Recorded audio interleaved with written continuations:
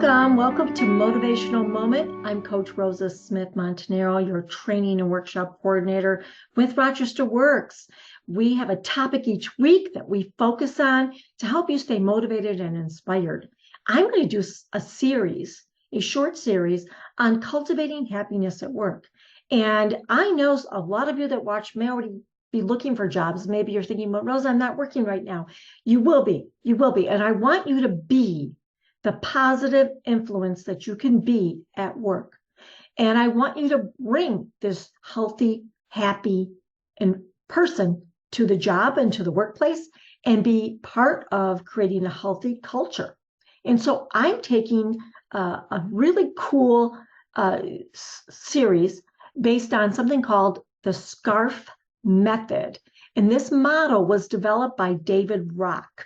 And it's a framework for understanding and addressing social and emotional needs, especially in the workplace, but in various situations.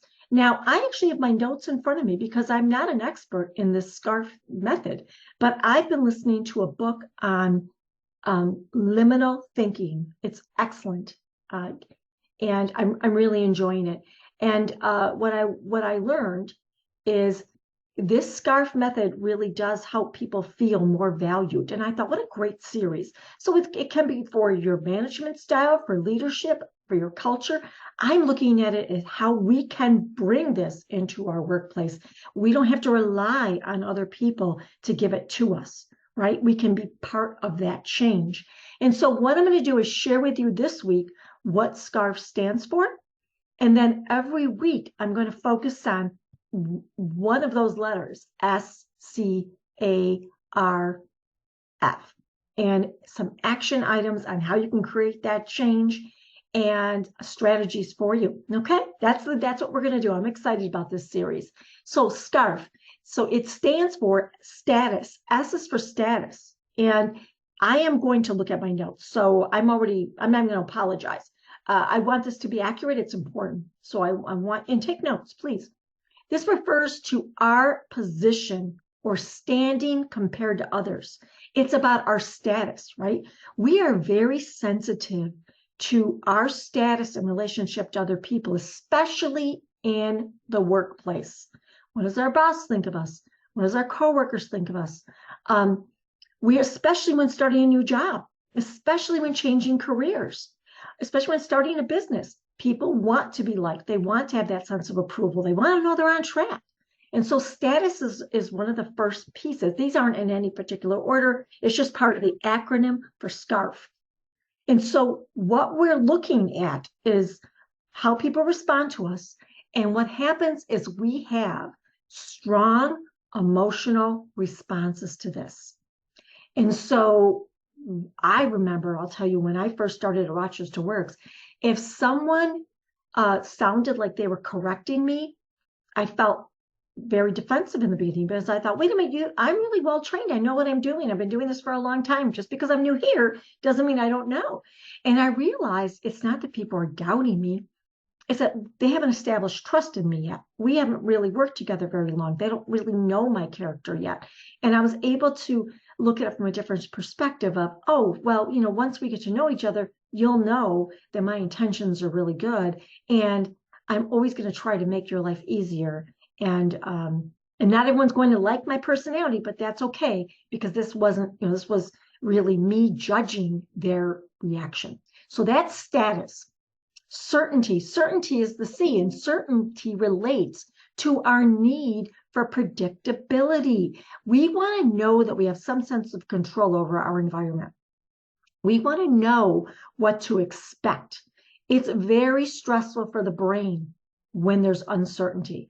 When we don't know what's going to happen, what's about to happen, it causes great anxiety and distresses us. It causes all kinds of problems.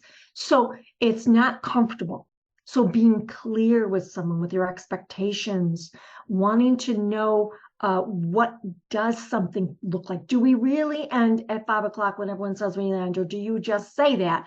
We say we're done working at 5, but do people really finish at 5? Wanting to know what the real rules are, and having consistency and continuity with those rules, with what to expect.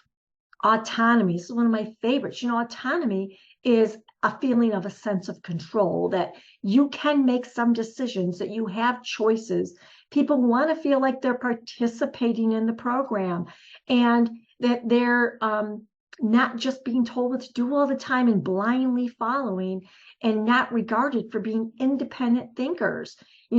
If someone doesn't feel valued as an independent thinker, then they are resistant to any changes or suggestions, and they become disengaged, even sabotage the environment, sabotage and undermine the others.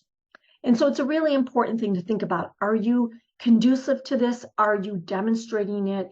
And how do we bring more of it into a healthy work environment? The next one is R, and that is relatedness. And it's related to our need for a sense of connection, feeling like we belong and we have a support network. We want to have positive interactions, and this is social and, in relationships, but it's part of our well-being and it's part of workplace happiness. So are we being inclusive? Do we, make everyone feel like they're welcome? Are we relatable to other people?